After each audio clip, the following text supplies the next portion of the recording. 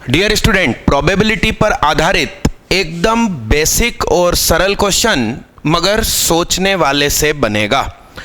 यह quadratic equation के roots real और इक्वल हो जाएं, उसके लिए जरूरी है कि डिस्क्रिमिनेंट जीरो हो जाए।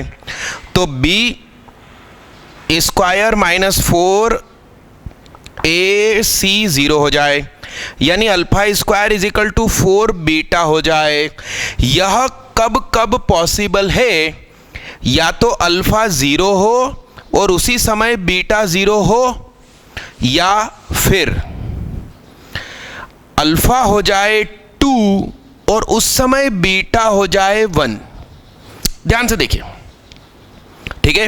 अब मेरी बात सुनो, यह जो C1 और C2 दो प्रकार के बायस्ड सिक्के हैं। बायस्ड मतलब हेड और टेल 1/2 1/2 नहीं। सिक्के कुछ इस तरह से होंगे, ऐसे, आप समझ पा रहे हो? तो इसका हेड आने की प्रोबेबिलिटी ज्यादा है क्योंकि बेस बड़ा रखा है।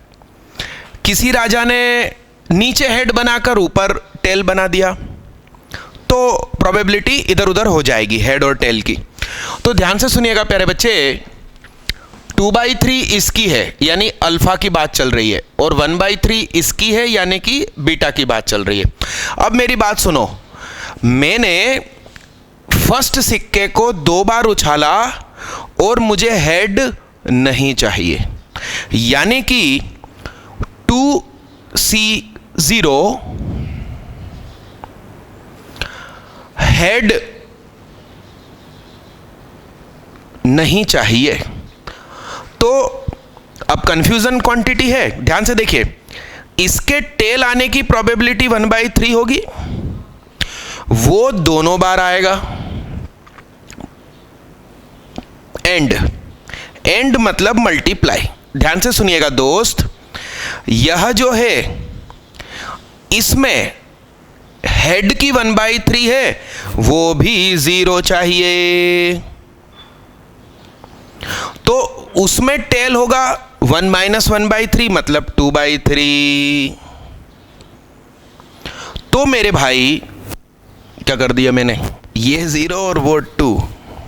चलिए ध्यान से देखिएगा, हेड आने की 0 और टेल आने की 2, तो 1/9 इंटू 4/9 इतना सा हिस्सा हुआ 4/81।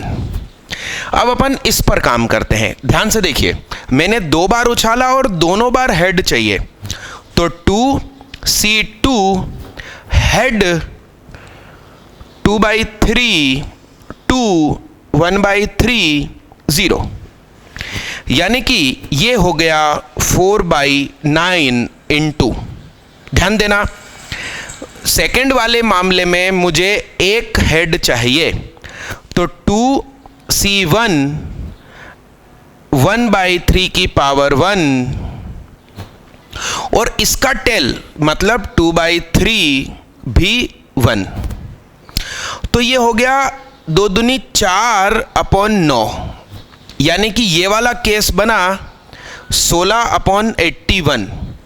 इन दोनों को जोड़ दिया 20/81। बॉम्बे आंसर। Thank you.